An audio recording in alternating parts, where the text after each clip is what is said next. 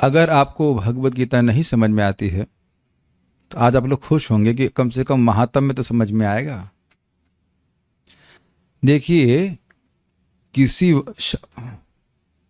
वस्तु शक्ति का प्रभाव होता है, वस्तु शक्ति भाव की अपेक्षा नहीं करती है।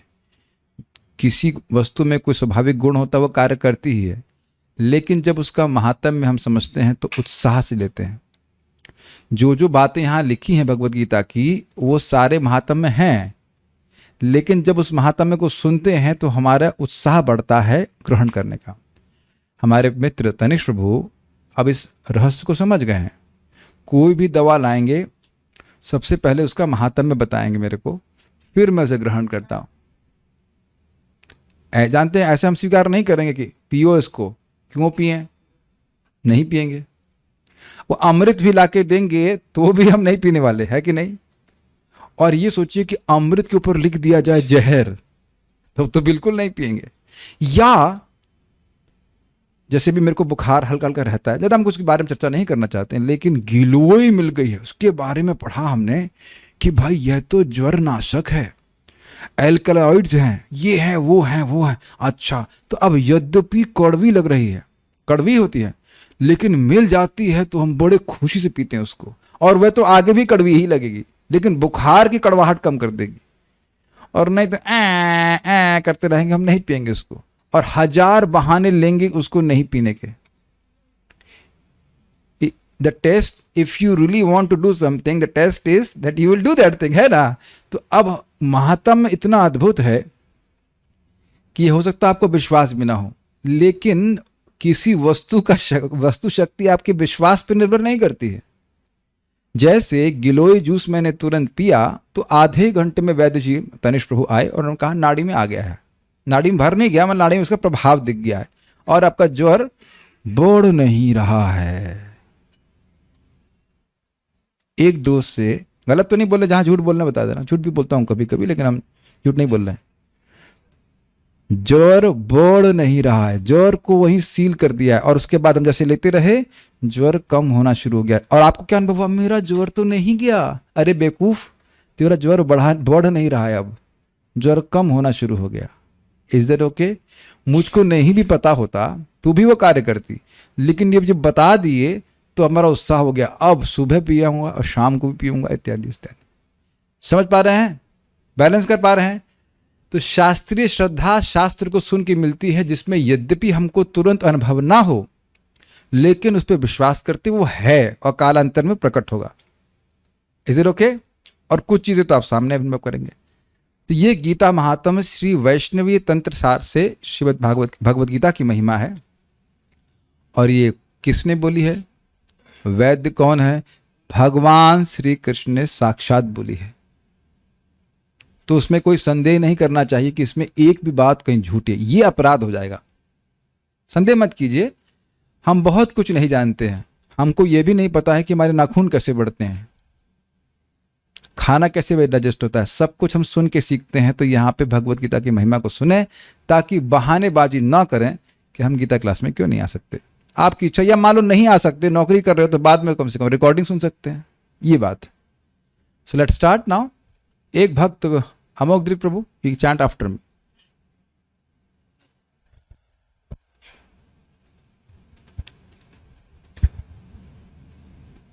ऋषिः उवाच गीतायाश्चैव महात्म्यम् यथावत् सूतमे वद पुरा नारायण क्षेत्रे व्यासेन मुनिनोदितम्। ऋषियों ने कहा गीतायाश्चैव महात्म्यम, गीता के, भगवत गीता के महात्म्य को यथावत सूतमे वदा, सूत गोस्वामी जी जैसा महात्म्य है वो यथावत बताइए। स्वाभाविक सी बात है कि यथावत ही बताएंगे, लेकिन बोल रहे यथावत बताइए। पुरा नारायण क्षेत्रे, नारायण क्षेत्र में पहले व्यासे नाम मुनिनोदितम, व्यास मुनि के द्वारा जो कहा गया था।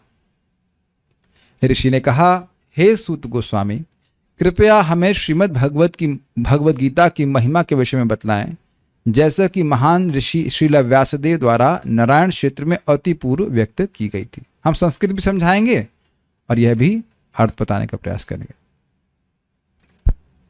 सूत उवाच सूत उवाच भद्रं भगवत पृष्टं भद्रं भगवत पृष्टं यदि हि गुप्तमं परं यदि हि गुप्तमं परं शक्यते केन तद् वक्तुं शक्यते केन तद् वक्तुं गीता महात्म्यम् उत्तमम् गीता महात्म्यम् उत्तमम्। भद्रम भगवता पृष्ठम, हे भगवान आपने बहुत अच्छी बात पूछी। भद्रम मतलब कल्याणकारी बात पूछी है। क्यों? यदि ही गुप्तमम परम, जो कैसी है? जो निश्चित ही अत्यंत परम गुप्त है। आसान है संस्कृत इसकी। शक्यते केन तद्वक्तुम, अब इसको कहना किसके लिए संभव है? कैसे कहा जाए? गीता महात्म्य उत्तमम, गीता का महात्म्य उत्तम है। सूत गोस्वामी जी बोल रहे हैं। सूत गोस्वामी ने कहा, हे आदरणीय जन, आपका प्रश्न परम मंगल है। क्यों मंगल है बताइए? क्यों मंगल है? क्योंकि इसके द्वारा आने वाली पीढ़ियों को भगवत गीता की महिमा का मतलब मालूम चलेगा और उसके द्वारा भगवत गीता को पढ़ेंगे। वो केवल हमारे आपके कल्याण के लिए नहीं है, वो आगे के लोगों के कल्याण के लिए भी है। ठीक है। निश्चित ही समस्त कोशों में, शास्त्रों में सबसे अधिक गोपनीय श्री गीता की दिव्य महिमा का वर्णन करने में कौन समर्थ है? अर्थात कोई समर्थ नहीं है। तो अब एक प्रश्न बनेगा, जब कोई समर्थ नहीं तो आप बोल क्यों रहे हैं? देखिए, आकाश की विस्तार को नापना समर्थ नहीं है, लेकिन इसका अर्थ नहीं कि आकाश में उड़ा नहीं जा सकता है।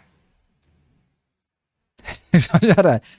कहीं समर्थ ही नहीं हो तो फिर आप बोल क्यों रहे हैं और आप पूछ क्यों रहे हैं? लेकिन कहने का मतलब है कि इसकी असीमित महिमा है, असीमित महिमा है, लेकिन हम उड़ने का कुछ प्रयास करेंगे जितना हमारा सामर्थ्य है। Is that okay? बोलिए, तैयार रही माइक पे? हाँ, माइक स्टैंड लगा दीजिए, आसान रहेगा। कृष्णो जानाति वै सम्यक् कृष्णो जानाति वै सम्यक् किंचित कुंती सुतः फलम् किंचित् कुन्ती सुतः फलम् व्यासो वा व्यासपुत्रो वा व्यासो वा व्यासपुत्रो वा याज्ञवल्क्यो तथा मैथिलः याज्ञवल्क्यो तथा मैथिलः।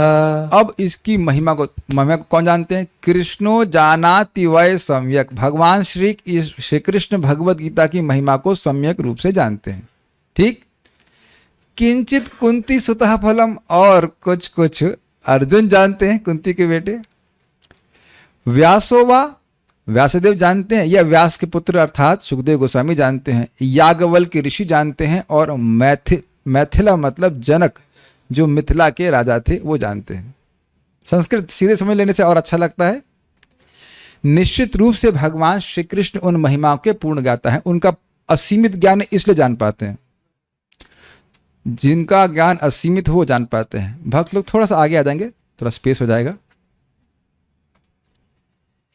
और इस प्रकार कुंती पुत्र अर्जुन भी उनके विषय में जानते हैं, कुछ जानते हैं, तथा व्यासदेव, शुकदेव, याज्ञवल्क्य तथा राजर्षि जनक भी उनसे अभिज्ञ हैं। किनसे अभिज्ञ हैं? भगवत गीता की महिमा से। Stoka Krishna, don't be chastised on this day, pay attention. Okay. अन्ये श्रवणतः श्रुत्वा लेशं संकीर्तयन्ति च अन्ये शृण्वतः श्रुत्वा लेशं संकीर्तयन्ति च तस्मात् किंचिद् वदामि अत्र व्यासस्य मया श्रुतम् तस्मात् किंचिद् वदामि अत्र व्यासस्य मया श्रुतम्। अन्य लोग श्रवणतः श्रुत्वा लेशम संकीर्तन थे, पहले पढ़ लेते हैं, गलत नहीं होना चाहिए। अन्यों ने भी जिन्होंने श्रीमद् भगवद गीता का तनिक भी महिमा श्रवण किया है, वह उसके गान में ही संलग्न है। अतः अब मैं श्रीमद् भगवद गीता की महिमा के विषय में बतलाऊंगा, जैसा कि मैंने इन्हें श्रील व्यासदेव से सुना था। अन्य श्रवणतः श्रुत्वा, अन्य लोग इसको सुनते हैं और सुन करके लेशम संकीर्तयन्ति च, थोड़ा ही इसका वर्णन कर पाते हैं। सुनते हैं गुरु से और थोड़ा ही वर्णन कर पाते हैं। अब भी समझ लीजिए कि वो ऐसा क्यों बोल रहे हैं। क्या बोला? भगवान कृष्ण जानते हैं, अर्जुन जानते हैं, याज्ञवल्क्य के जानते हैं, व्यासदेव भी जानते हैं, सुखदेव गोस्वामी जानते हैं और जनक ऋषि जानते हैं। तो सूत गोस्वामी जी कह रहे मैं नहीं जानता हूं, मैं तो सुन करके बता रहा हूं आपको, और पूरा नहीं बता पाऊंगा मैं लेकिन जितना सामर्थ्य है उतना बताऊंगा। वैसे सूत गोस्वामी जी नम्रता में बोल रहे हैं, समझ रहे हैं वो भी। तस्मात् किंचित वदामि, दिख रहे ना, इसलिए मैं थोड़ा बताऊंगा। श्लोक समझ रहे हैं? अन्य लोग सुनते हैं और सुनने के बाद, श्रुत्वा सुनने के बाद, लेशम संकीर्तयन्ति, लेश मात्र से थोड़ा ही संकीर्तन कर पाते, सारी महिमा नहीं बता पाते हैं। अपने अपने अधिकार के अनुसार जितनी क्षमता होगी उतना बताएंगे, वो रिकॉर्डिंग नहीं उनके पास है। तस्मात् किंचित वदामि, तस्मात् मतलब इसलिए, तस्मात् मतलब क्या होता है? इसलिए। कस्मात् मतलब किस लिए? तो तस्मात् मतलब इसलिए, क्योंकि अब सब कुछ तो हम बोल नहीं पाएंगे, इसलिए किंचित वदामि, मैं कुछ बोलूंगा। अत्र, यहां पे, यहां आप सब बैठे ना, मैं बोलूंगा। व्यासस्य मया श्रुतम, लेकिन अपनी बात नहीं बोलूंगा, जो श्रील व्यासदेव जी ने से मेरे द्वारा सुना गया है उसी को बोलूंगा। इंटरेस्टिंग है ना संस्कृत? यस। हा, ये श्लोक कई बार कोट किया गया है। यस, मेरे पीछे बोलिए। सर्वोपनिषदो गावो, सर्वोपनिषदो गावो, दुग्धा गोपाल नंदनः, दुग्धा गोपाल नंदनः, पार्थो वत्सः सुधीर भोक्ता, पार्थो वत्सः सुधीर भोक्ता, दुग्धम गीतामृतम महत्, दुग्धम गीतामृतम महत्। सर्व उपनिषद, बार बार ऑफ ऑन नहीं कीजिए, आपको बताया था ना माइक स्टैंड लगाने के लिए। Sometimes, some days I am little more intelligent, what do you think? सर्वोपनिषदो गावो, सारे उपनिषद गाय की तरह, यानी कि उनका पूरी एक बॉडी ले लीजिए, सारे उपनिषदों को एक पूरी बॉडी ले लीजिए। एक गाय, मुश्किल है ना, एक गाय, एक उपनिषद, वो सब गाय हैं, लेकिन ये सारी मिलाकर के एक गाय ले लीजिए। क्यूमुलेटिव, समष्टि गाय व्यष्टि गाय है, इंडिविजुअल गाय, और ये समष्टि गाय, एक गाय ले लीजिए। ठीक है? ये होता है, आप देखेंगे बहुत जगह लोग ऐसे खड़े हो जाते हैं, लगता है कि भारत का नक्शा बना दिया ही करके, होता है कि नहीं? तो सारे गायों को लेकर के, सॉरी क्षमा कीजिएगा, सारे उपनिषदों को लेकर के एक गाय बना। दोग्धा गोपाल नंदना, दोग्धा कौन है? कृष्ण। ये तो प्रसिद्ध बात है कि भगवान गोपाल हैं, गोपाल नंदना। पार्थो वत्सः, बछड़ा कौन है? पार्थ, अर्थात अर्जुन। सुधीर भोक्ता, और इस दूध का अमृत कौन लेने वाले हैं? जो सुधीर भक्त हैं, सुधीर, जिनकी सुधी है। और धीर का क्या अर्थ था? धी मतलब बुद्धि, और रौ मतलब ईर्यते। तो जो धर्म के काम में अपनी बुद्धि को क्रियान्वित करने में बड़े तेज हैं, और उसमें सु और लगा दिया है कि कौन सा धर्म करें तो हमको बहुत लाभ प्राप्त हो, उसको सुधीर कहते हैं। और भोक्ता मतलब enjoyer, they enjoy, they taste. क्या? दुग्धम गीता मृतम महत, दुग्धम महत नहीं बोल रहे हैं, दुग्धम गीता मृतम महत। दूध है भगवत गीता का, लेकिन वो दूध नहीं है, वो अमृत है। उसको पी करके व्यक्ति मृत्यु से मुक्त हो जाएगा, ये बात है। So you are getting excited about it. लेकिन आप जानते हैं कि उपमा क्यों दी गई है? क्यों दी गई है? गाय रहेगी और क्या कहते हैं उसको, नहीं, दूहने वाला गोपाल भी रहेगा, ग्वाला भी रहेगा, लेकिन जब तक बछड़ा नहीं आएगा तब तक गाय दूध नहीं देगी। और यह भी आप जानते हैं कि गाय अपने बछड़े से अधिक दूध देती है, तो उसको सारे बाकी लोग पार्टी करते हैं उसकी समझ रहे हैं? तो भगवान ने अर्जुन को ज्ञान दिया, लेकिन अब जितने जितने बुद्धिमान लोग हैं, वह सब भक्त लोग, सुधीर, जो धर्म करने में बड़े तेज हैं, वह सब इस गीता के अमृत का लाभ उठाएंगे। ठीक है? है सुधा का अर्थ होता है अमृत, सुधी का अर्थ नहीं होता है। समस्त उपनिषद मूर्तिमान गाय के रूप में है। भगवान श्री कृष्ण उस गाय के दोहक हैं, अर्जुन बछड़े हैं, भगवत गीता का अमृत दूध है तथा भाग्यशाली भक्तजन इस दुग्ध के भोक्ता हैं। क्यों भाग्यशाली? क्योंकि अब हर व्यक्ति भगवत गीता को नहीं सुनता। कुछ अधिक महत्वपूर्ण हो जाता है। एक बात समझिए आप, मानव जीवन का हर क्षण एक समय एक मूल्यवान वस्तु की तरह है, मूल्यवान धन की तरह है। वो तो वापस आने वाला नहीं, चाहे करोड़ों रुपए खर्च कर दो। अब उस धन को कहां इन्वेस्ट करना चाहते हो ये देख लीजिए आप। तो ये महिमा समझ करके समझ लेना चाहिए कि इस क्षण को मैं यहां इन्वेस्ट करूंगा तो ये लाभ होगा, इस क्षण को वहां इन्वेस्ट करूंगा तो ये लाभ होगा। ठीक है, इसमें जिसकी बुद्धि चलेगी तो वो भगवत गीता को पढ़ने में, भागवत पढ़ने में अपना समय बिताएगा, ये बात। और अगर विचार करेगा कि मेरे जीवन का लक्ष्य है भगवत प्रेम की प्राप्ति करना, तो जो चीज सहायता कर रहे हैं उसमें उसको करेगा। सिंपल बिजनेसमैन, बिजनेस बुद्धि। Are dear Gujjus are here, Gujarati Prabhus and Mataji is also there. We are very clear about बुद्धि इन व्यवसाय, व्यवसायत्मक, जिसकी व्यवसायत्मक बुद्धि होती है, समझ रहे ना? वी मीन बिजनेस, समझ में आता है? ये समझ में, इंग्लिश सुने आप? टॉक बिजनेस, सुना आपने ये? Don't talk nonsense, talk business. सुना? डोंट टॉक नॉनसेंस, काम की बात करो। अब हमारा ये बिजनेस है, हम तेल बचने गए, वहां सब्जी मार्केट में सब्जी का क्या रेट है उसका कोई मतलब नहीं, तेल बिकेगा कि नहीं बिकेगा, या जब बिकेगा तो रेट मिलेगा कि मिलेगा, है कि नहीं? तो किस चीज को करने से हमको बहुत ज्यादा हमारे बिजनेस में फायदा हो, वो बुद्धिमान बिजनेस कहलाएगा कि नहीं? बिजनेसमैन कहलाएगा। तो इस प्रकार से महिमा सुन करके व्यक्ति को अपने समय को वहां पे इन्वेस्ट करना चाहिए, धर्म के क्षेत्र में करना चाहिए। तो धर्म कैसे प्राप्त होगा आप देखिएगा। अब देखिए, इतनी महत्वपूर्ण है, इतनी महत्वपूर्ण है भगवत गीता कि भगवान डिलाइवर बन गए इसके लिए। डिलाइवर, आपको तो भगवत गीता पढ़ने पढ़ाने के लिए स्टूडेंट बनना है और गुरु बनना है पढ़ाने के लिए, भगवान तो ड्राइवर बन गए, ड्राइवर। इतना उनका आग्रह था।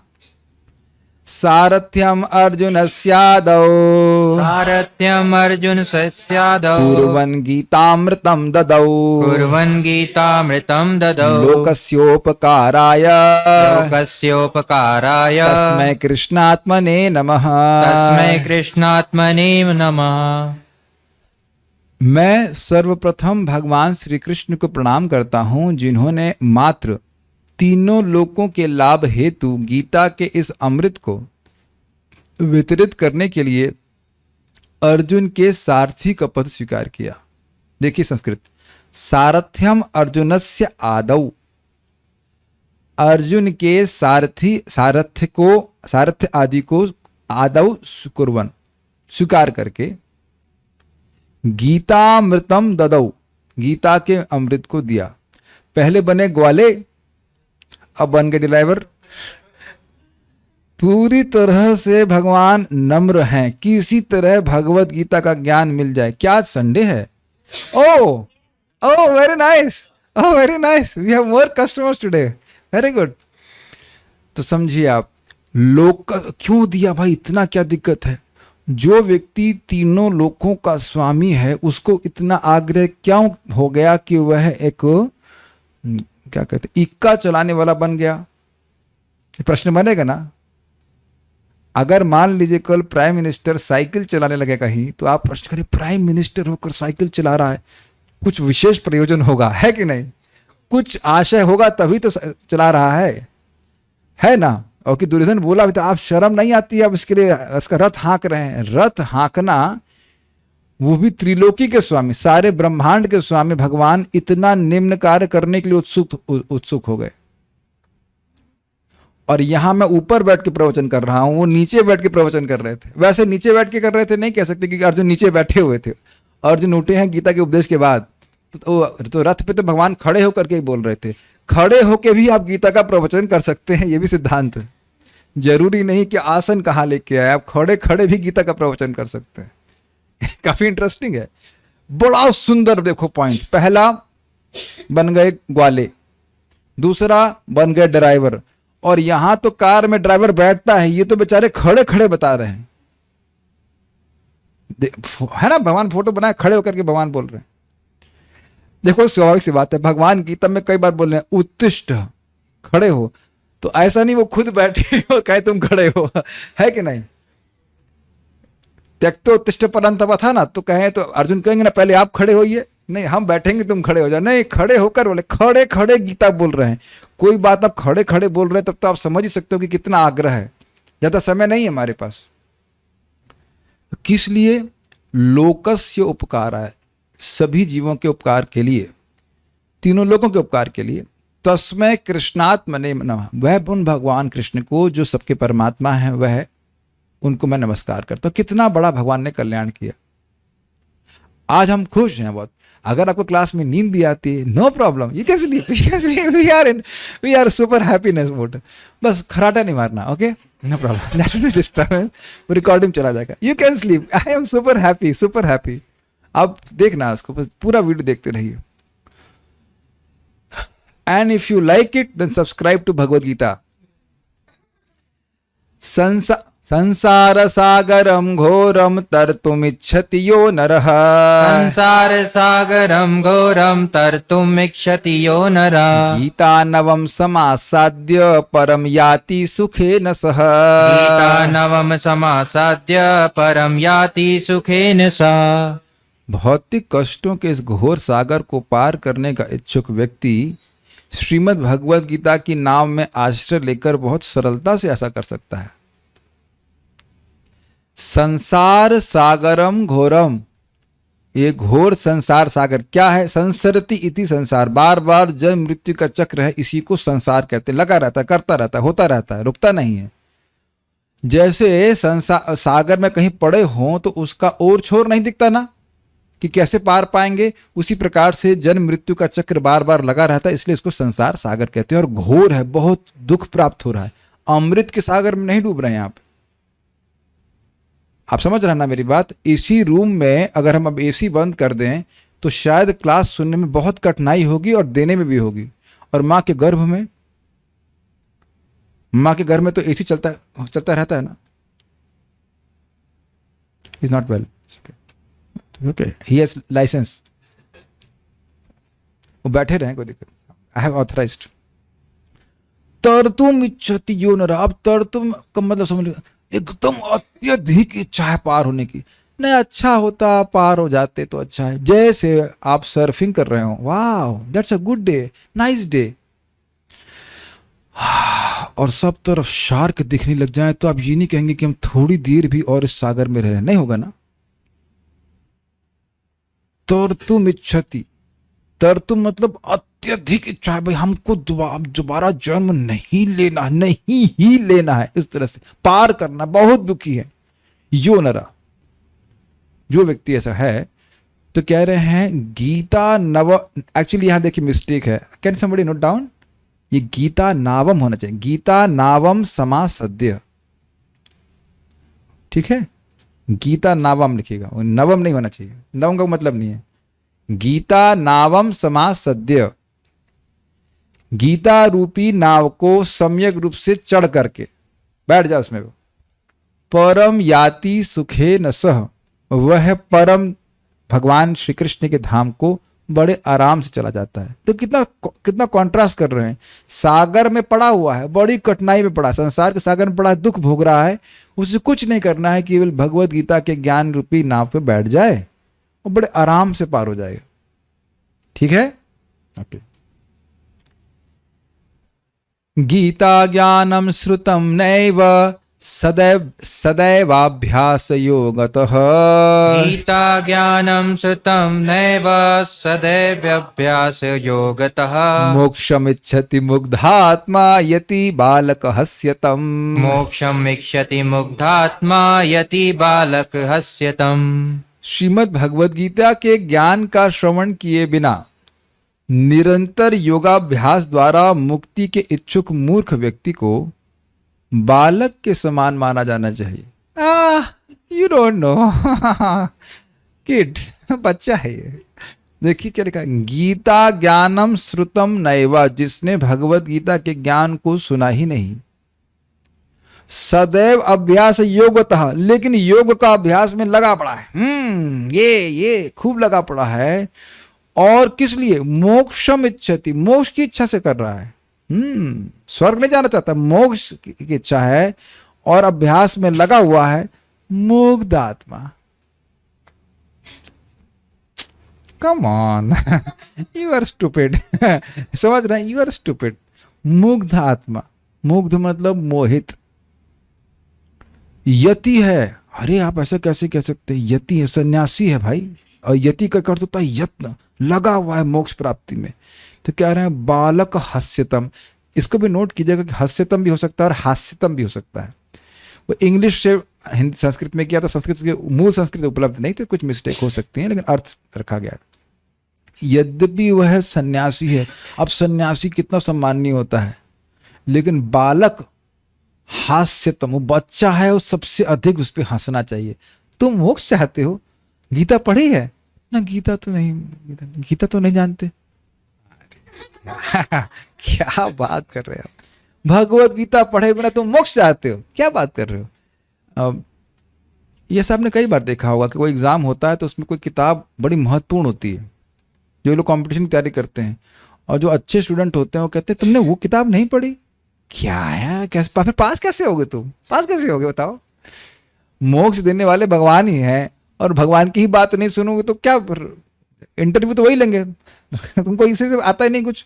तुमको यही नहीं पता है कि भगवान कौन है, तुम कौन हो, तो कैसे पार हो जाओगे? ये 15वें अध्याय के लास्ट में आप देख लीजिएगा, 3 शास्त्र लोग बताते हैं कि जो समझ लेगा कि कृष्ण मेरे प्रभु हैं, कृष्ण भगवान हैं, मैं उनका नित्य दास हूँ और मेरा उनके बीच में संबंध भक्ति का है, तो वह कभी असफल हो ही नहीं सकता। भगवान स्वयं बोल रहे हैं। और इसमें जरा सा भी मिस्टेक होगी तो सफलता नहीं मिलेगी, क्योंकि भगवान मोक्ष प्राप्त होता है भगवान की कृपा से। तो भगवान की बात नहीं मानेंगे तो विनश्यति। तो मानने की तो बात छोड़िए, पहले सुनना होगा ना। अच्छा, मोहित प्रभु को दूसरा माइक दीजिए। मोहित प्रभु को नहीं, दूसरा माइक नहीं हमारे पास, दूसरा माइक भी तो होगा ना। सुनना क्यों जरूरी है? अच्छा, इधर नहीं पूछते, इनको पूछते हैं, इसको शायद पता होगा उत्तर, लेकिन let's first check with Tanishk Prabhu. Tanishk Prabhu, thepla के बारे में क्या विचार है आपको? थेपला कैसे बनता है? माइक बताइए, अच्छे कुक हैं आप। प्रभु बेसन, अरे इसको पता है, हट इसको इधर लेके। ओके, मोहित प्रभु बताओ, मुग्धात्मा ये बताओ बेटा, थेपला कैसे बनता है? पता नहीं। क्यों नहीं पता? क्योंकि सुना ही नहीं। अच्छा, खाने से मालूम चल जाता है आपको? खाते तो बहुत कुछ है, जब सुना ही नहीं है तो रेसिपी ही नहीं पता है, तो बताइए कैसे बनेगा थेपला? थेपले के लिए सुनना पड़ेगा और मोक्ष के लिए गीता नहीं सुननी पड़ेगी? Come on. नॉट।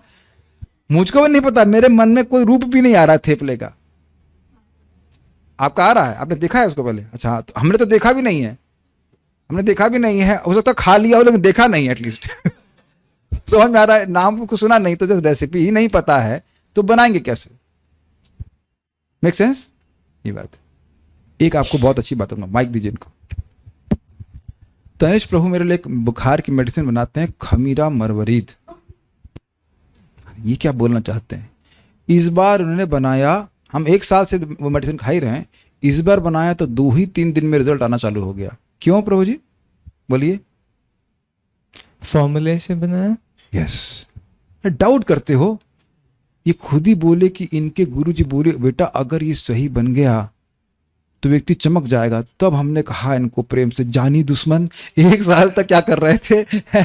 1 साल तक हमको तवे में सिकवा रहे थे, है कि नहीं? खैर, इन पे कंट्रोल नहीं, भगवान ज्ञान देते हैं। और पता बनी कैसे, जबकि ध्यान का कहीं और था।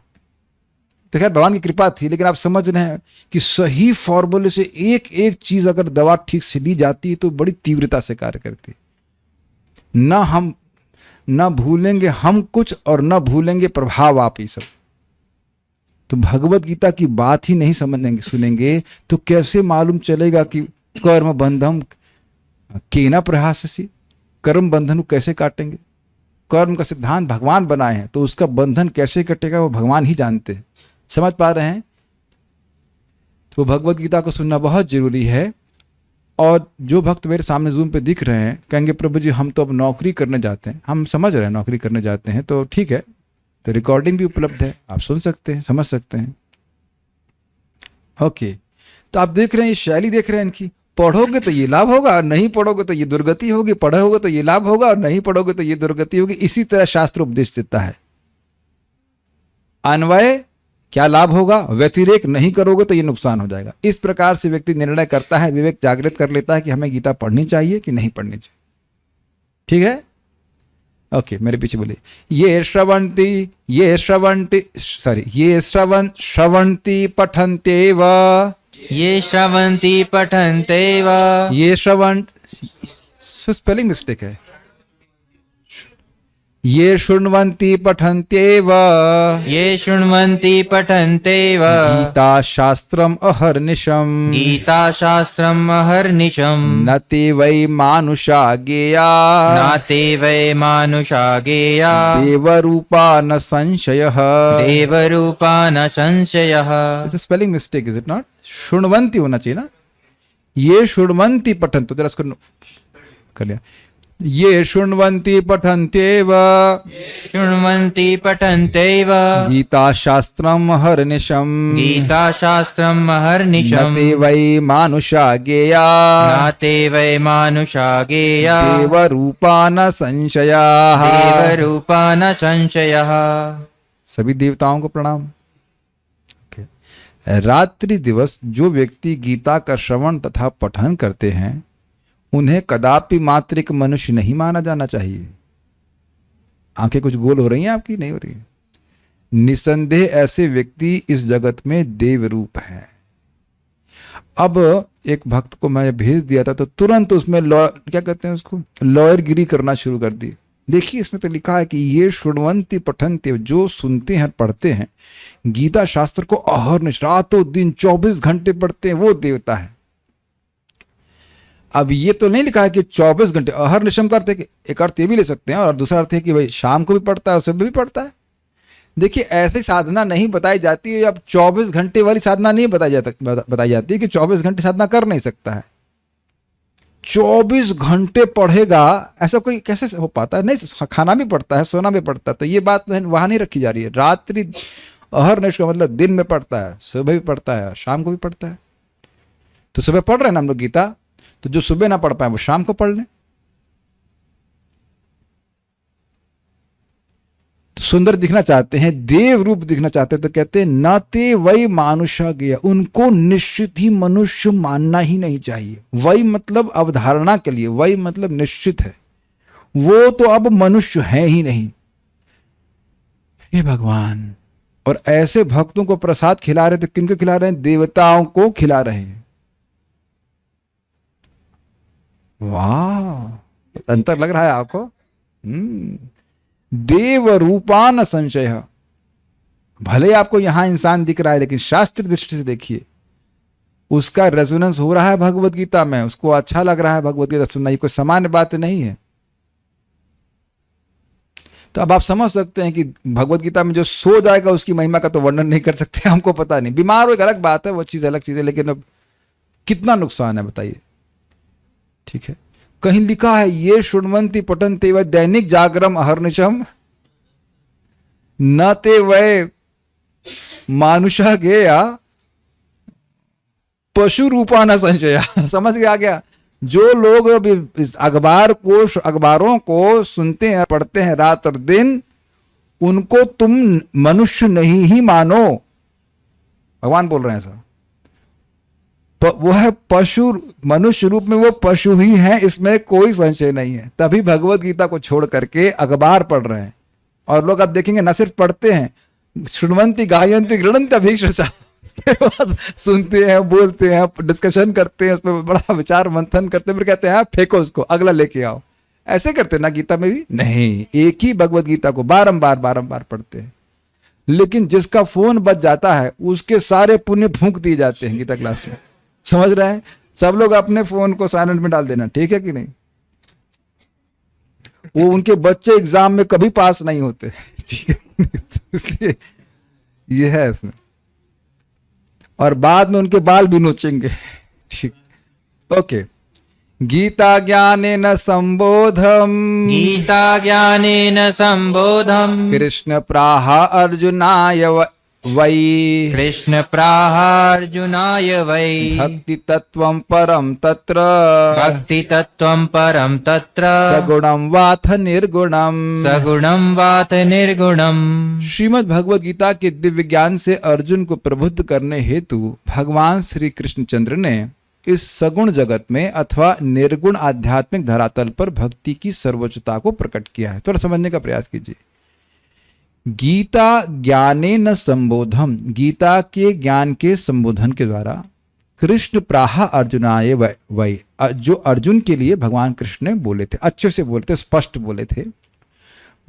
वै का मतलब होता है निश्चित रूप से भक्ति तत्वम परम तत्र, वहां तत्र मतलब वहां पे उन्होंने भक्ति के परम तत्व का निरूपण किया। वो परम तत्व कहाँ का परम है?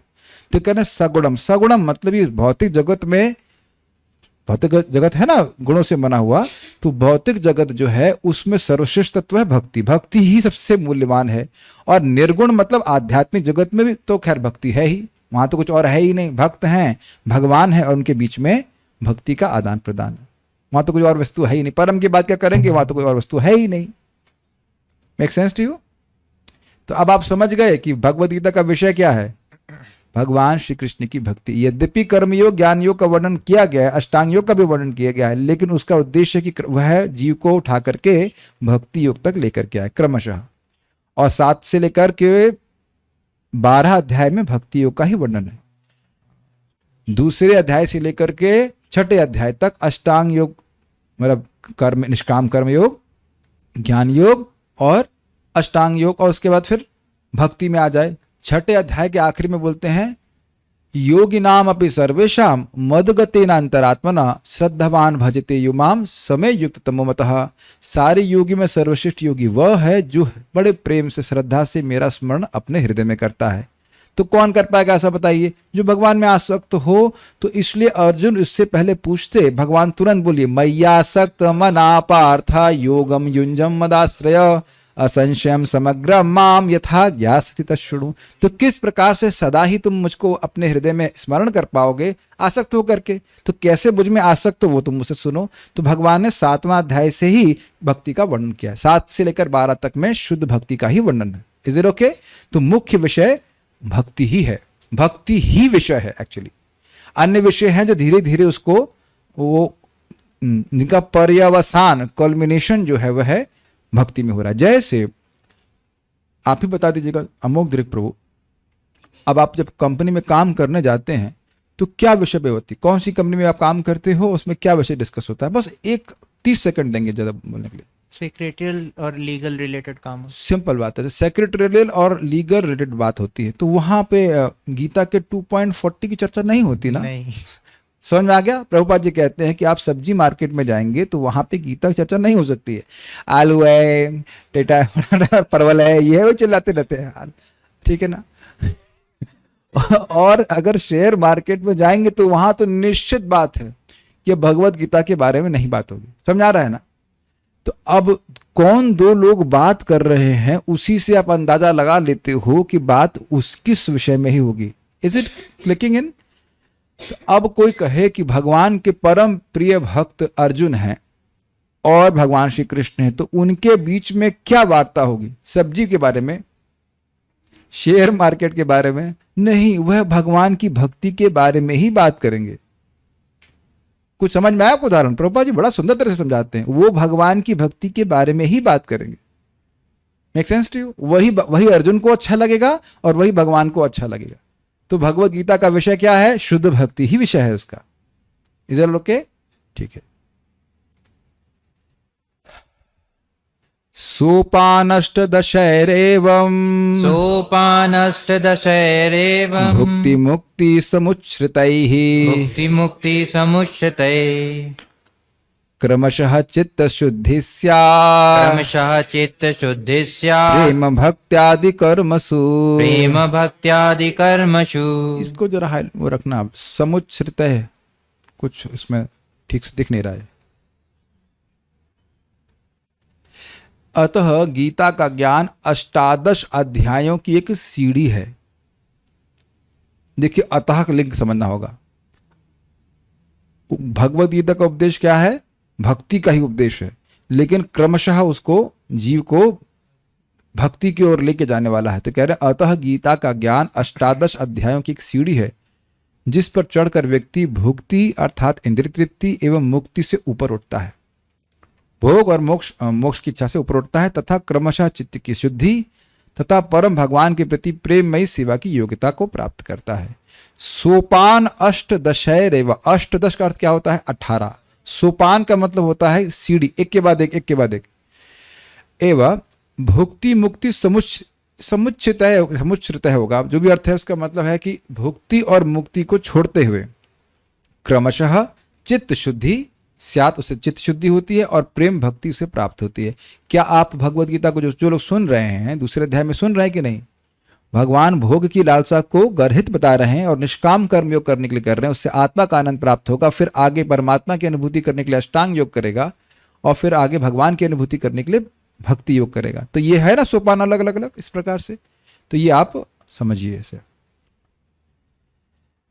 साधो गीतांभसी स्नानम संसार मलनाशनम, साधो गीतांभसी स्नानं संसारमलनाशनम्, श्रद्धाहीनस्य तत्कार्यम हस्ति स्नानम वृथैव तत्, श्रद्धाहीनस्य तत्कार्यं हस्ति स्थानं तथैव तत्।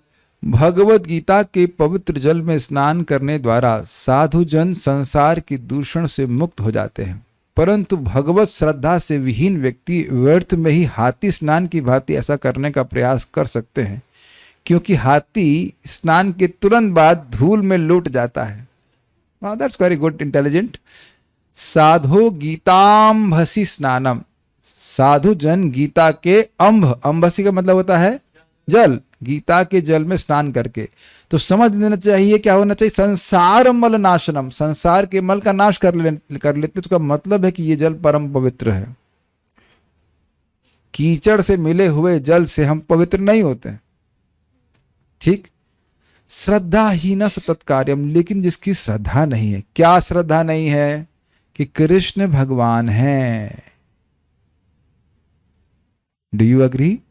प्रभुपाद जी ने इंट्रोडक्शन में बताया है ना कि भगवत गीता को समझना है तो चाहे कितना भी कचरा हो तुम्हारे हृदय में, लेकिन एक बात स्वीकार करनी है। क्या बात स्वीकार करनी है? कि कृष्ण भगवान है। प्रभुपाद कहते हैं एटलीस्ट थियोरेटिकली एक्सेप्ट।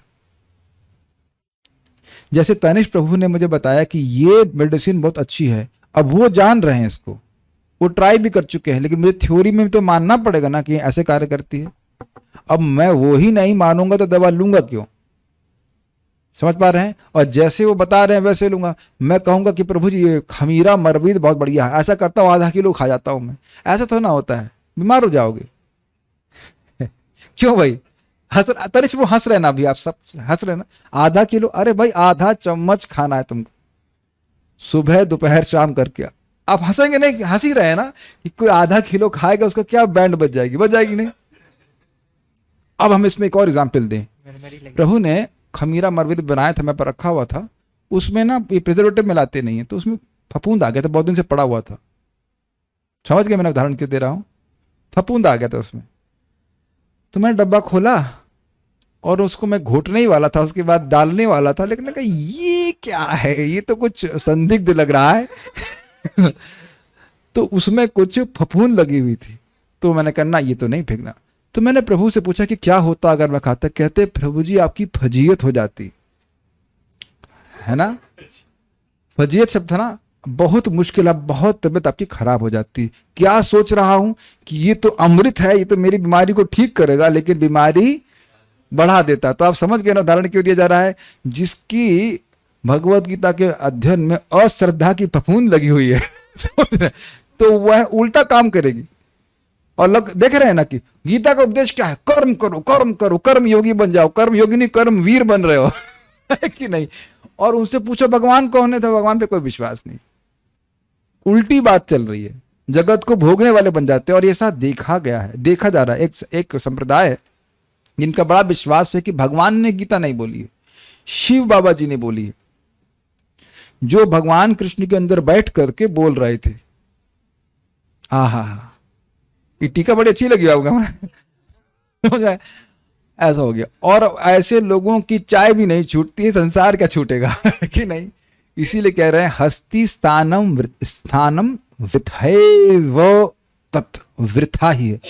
तो ऐसे गीता को पढ़ने से कोई फायदा नहीं। प्रभुपाद जी इसको समझाते हैं बहुत सुंदर तरीके से, बहुत सुंदर तरीके से, कि भगवत गीता को जो परंपरा में नहीं स्वीकार करता उसकी क्या स्थिति है, जैसे शहद है उसका ढक्कन बंद हो, है ना। आप लोग करते हैं ना, शहद होता है, शहद में चींटियां बड़ी जल्दी लगती हैं, हम तो शहद के ढक्कन बंद कर दिया, चींटियां घूमती रहेंगी लेकिन एक दाना नहीं मिलेगा उनको। तो भगवान ने ये ढक्कन बंद करके रखा है कि भक्तों से नहीं सीखोगे, परंपरा में नहीं प्राप्त करोगे, तो अब गीता पढ़ते पढ़ते फूंक दोगे जीवन, लेकिन कुछ नहीं समझ में आएगा। मद भक्त एतद विज्ञाया, ये भगवान गीता में बोलते हैं, मेरे भक्त ही इस ज्ञान को समझते हैं। 13वां अध्याय देख लीजिएगा। भक्ति के बिना भगवत गीता समझ में नहीं आएगी। भक्ति भावना से कि कृष्ण भगवान हैं, सब कुछ जो बोल रहे हैं वो सही है। सर्वम एतद ऋतम मन्ये यन्माम वदसि केशवम, हे केशव जो आप बोल रहे हो सब कुछ सच है। ऐसी श्रद्धा से युक्त होकर के व्यक्ति भगवत गीता को अप्रोच करे। समझ में आ रहा है? ये श्लोक बहुत महत्वपूर्ण है। साधु लोग, भक्त लोग क्या मानते हैं, अरे खुश हो जाते हैं, भगवत गीता की एक एक बात सत्य है, कृष्ण आप भगवान हो, ये बात स्वीकार करते हैं, हर्षित हो जाते हैं। लेकिन जिनकी इस प्रकार की श्रद्धा नहीं है, क्या श्रद्धा कि कृष्ण भगवान है, वो कोई समान व्यक्ति नहीं है, ऐसे व्यक्ति वो असामान्य व्यक्ति भी नहीं है, वो भगवान है। तो वो कोई महापुरुष नहीं है इत्यादि इत्यादि, वो भगवान श्री कृष्ण हैं। तो इस प्रकार से जब वैसी श्रद्धा से युक्त रहेगा कि भगवान बोल रहे हैं, तब उसे भगवत गीता समझ में आएगी। समझ पा रहे हैं? और नहीं तो उसमें जीवन में कोई परिवर्तन नहीं आएगा। और अभी देख भी रहे हैं जगत में, प्रभुपाद जी ने बताया कि इतने गीता के संस्करण हैं, पढ़ के एक भी व्यक्ति भगवान का भक्त नहीं बना। जो लिखने वाला वो भी तो नहीं बना ये भी इंटरेस्टिंग है, जो लिखने वाला वो भी नहीं बना। नहीं तो बोलता ना कि कृष्ण भगवान है, नहीं तो हमें उस सच्चिदानंद की प्राप्ति करनी, तो उस कौन, तेरा बाप किसकी प्राप्ति करनी बताइए।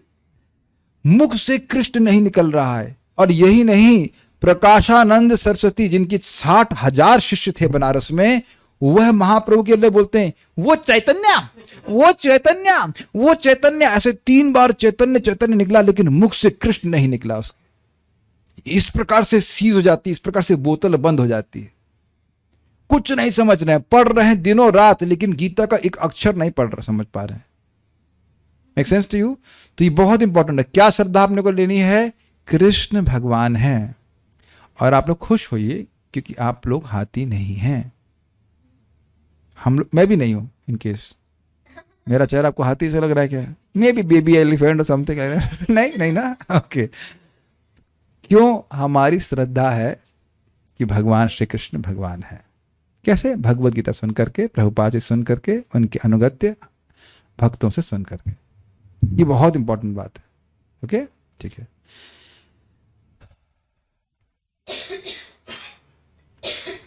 मेरे पीछे बोलिए। गीतायाश्च न जानाति, गीतायाश्च न जानाति, पठनं नैव पाठनं, पठनं नैव पाठनं, स एव मानुषे लोके, स एव मानुषे लोके, मोघ कर्म करो भवेत्, मोघ कर्म करो भवेत्। आहा, जो व्यक्ति श्रीमद् भगवद गीता के पठन तथा पाठन के विषय में कुछ भी नहीं जानता, गीता क्या? गीता मेरी पड़ोसन का नाम है गीता उसके बाद करना ना। ऐसा व्यक्ति मनुष्य के परम कर्तव्य में विफल हो जाता है।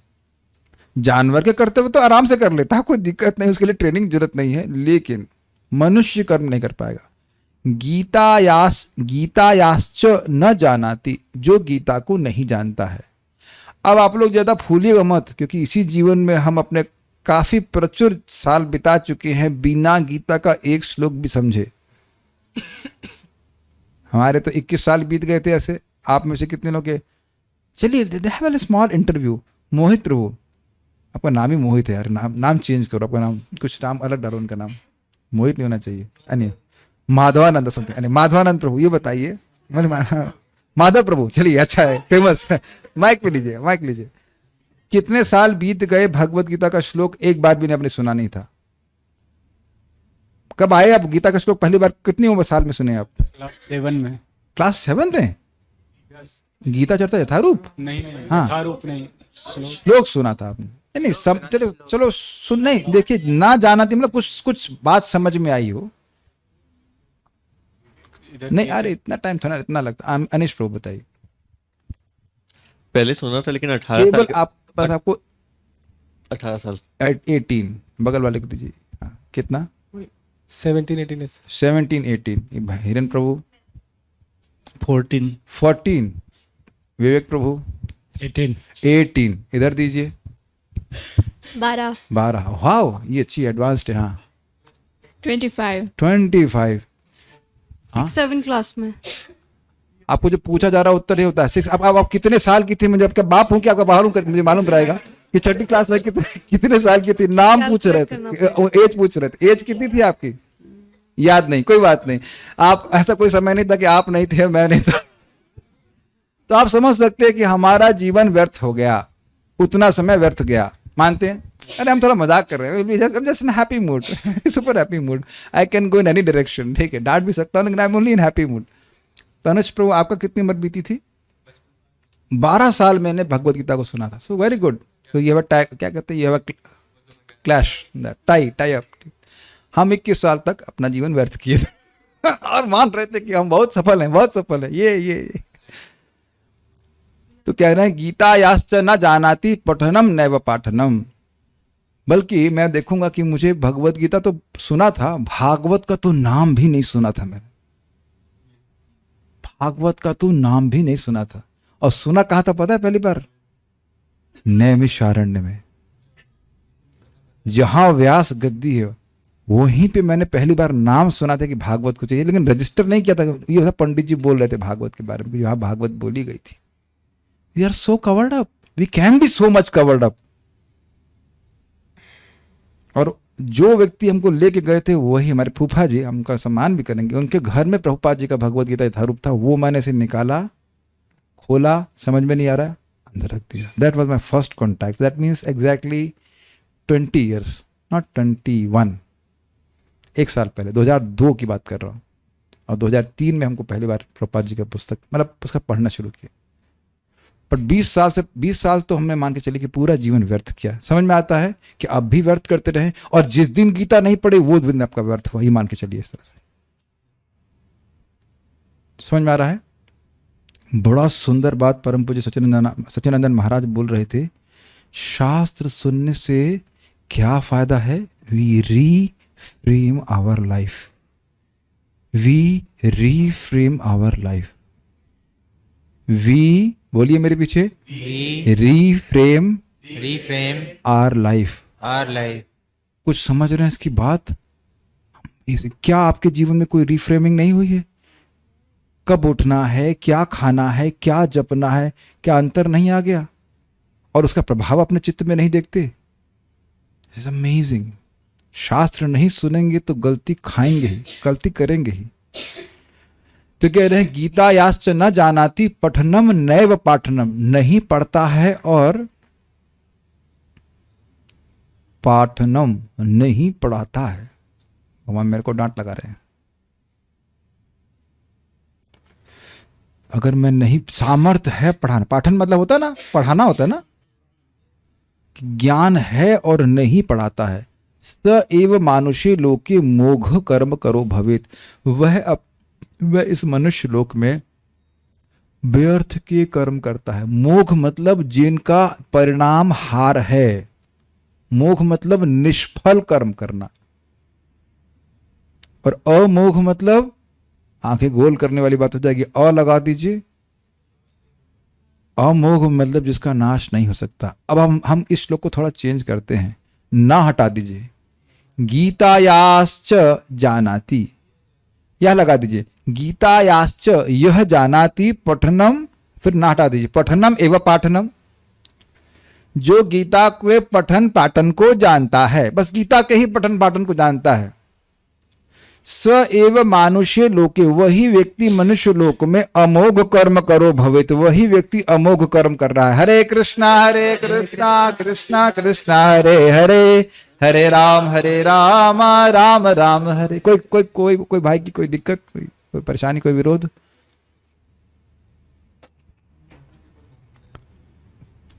जो भगवत गीता पढ़ा रहा है वह अमोघ कर्म कर रहा है। किसी के बाप की ताकत नहीं है कि इस पुण्य को, इस धर्म को आपसे छीन ले जाए। दिमाग लगाइएगा, और कुछ भी होगा ना तो चिंता होगी कि कोई चोरी कर ले जाएगा। मान लो रूम खुला है आपका, घर खुला छोड़ के आए ना आप लोग, घर कोई नहीं, खाली छोड़ देंगे खुला? नहीं छोड़ सकते हैं।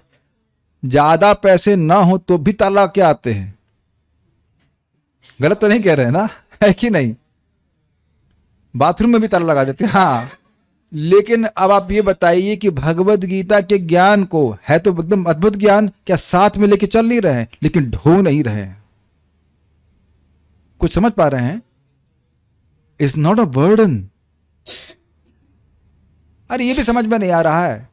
क्यों? जय वृंदा माता जी, पूछ लूं देहिनो अस्मिन यथा देहे कौमारम यौवनम, जरा कोई पूछ लेगा तो आप बता नहीं पाएंगी। तो ज्ञान आपके संग है ना साथ में? किसी की ताकत है कि छीन ले और उसको ढो रही हैं क्या आप? नहीं, बल्कि आप उस पर विचार करने लग जाए, you become enlivened, is it not? Neha भी क्रमनाशस्ति इत्यादि श्लोक आप जानते हो। जो आ गया आपके चित्त में वो अब जिंदगी भर के लिए रहेगा। सुनिए, इसीलिए कह रहा हूं कि भगवत गीता को पढ़ाने में आप प्रवृत्त होइए। अमोघ कर्म है ये, और जो पढ़ेगा आपके साथ वह भी अमोघ कर्म करेगा। अमोघ, अक्षय। अब कठिनाई क्या होती है, जब हृदय शुद्ध होता नहीं तो कितनी भी महिमा गाई जाए वो कहेगा नहीं, ये सच नहीं हो सकता है, ये सच नहीं हो सकता है। तो फिर तुम ही सच बोल दो, जरा बता दो। ये सच नहीं तो आप सच बोल दीजिए। आप बताइए सच क्या है, क्या सच है, क्या जानते हैं आप? पूछो कि क्या जानते हैं। जैसे एक व्यक्ति बोला, अरे ये गीता इतना अच्छा ग्रंथ है, अब इसको एक आदमी बोल ही नहीं सकता है। अरे बेवकूफ, वो आदमी ने नहीं बोली है, भगवान ने बोली है। ऐसा लग रहा है गुणगान कर रहे, जरूर 5 लोग मिलकर के इसको लिखे होंगे। उन्होंने कहा छठे तुम हो गए कि नहीं?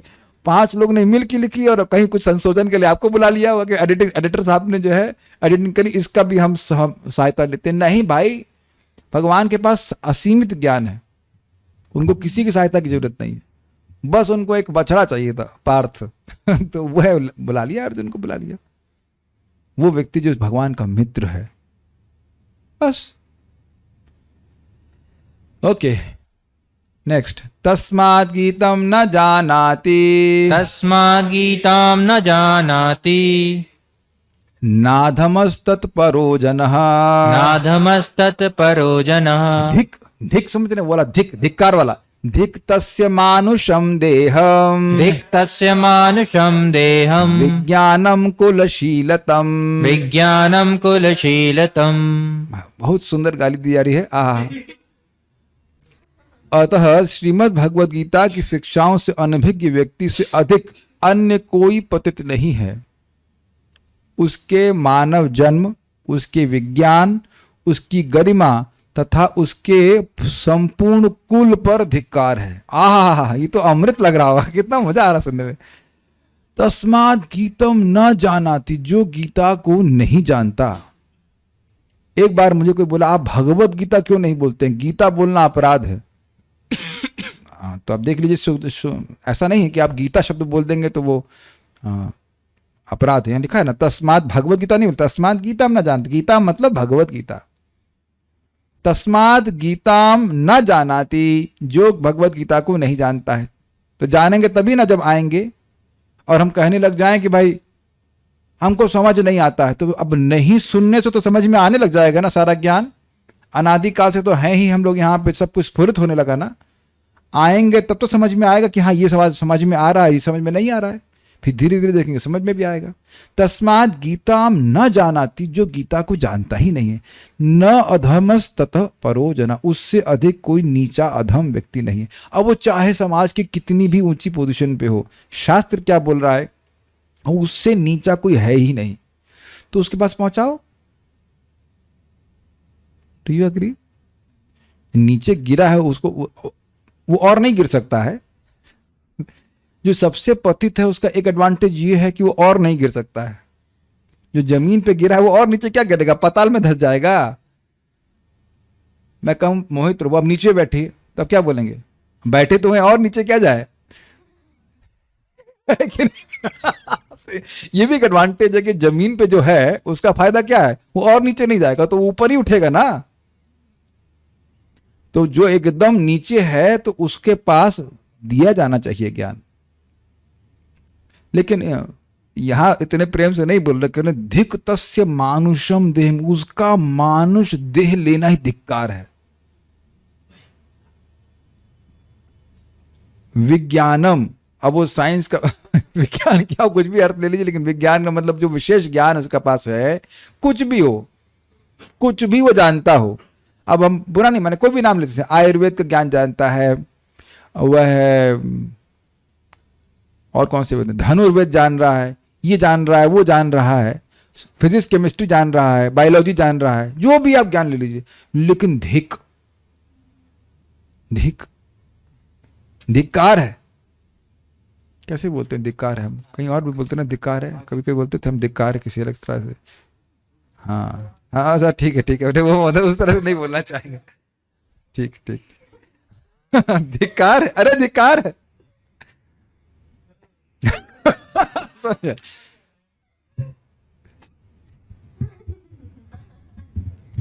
धिक कुल है और धिकशील मतलब बहुत शील स्वभाव के हैं, बड़े नम्र हैं, बहुत ये हैं, गीता पढ़ते हैं, गीता तो हम नहीं जानते, धिक्कार है। कुल बड़ा ऊंचा है, हम बड़े उच्च कुल में पैदा हुए हैं, जो भी आप ब्राह्मण कुल में उच्च मान लें, गीता पढ़े ना, गीता तो नहीं पढ़े, धिक्कार है। और ऐसे लोग हैं, ऐसे लोग हैं। ये एक बार मैं भगवद गीता और ये कृष्णा बुक वितरण कर रहा था, घर गया था, तो उधर मोहल्ले में कर रहे थे, तो एक व्यक्ति ऐसे हमको मिले, बोले उपनिषद के कोई भी मंत्र हमसे पूछ लो। हमने कहा हरे कृष्ण मंत्र बताइए, वो तो नहीं पता। मन में यार धिक्कार है, अरे धिक्कार है।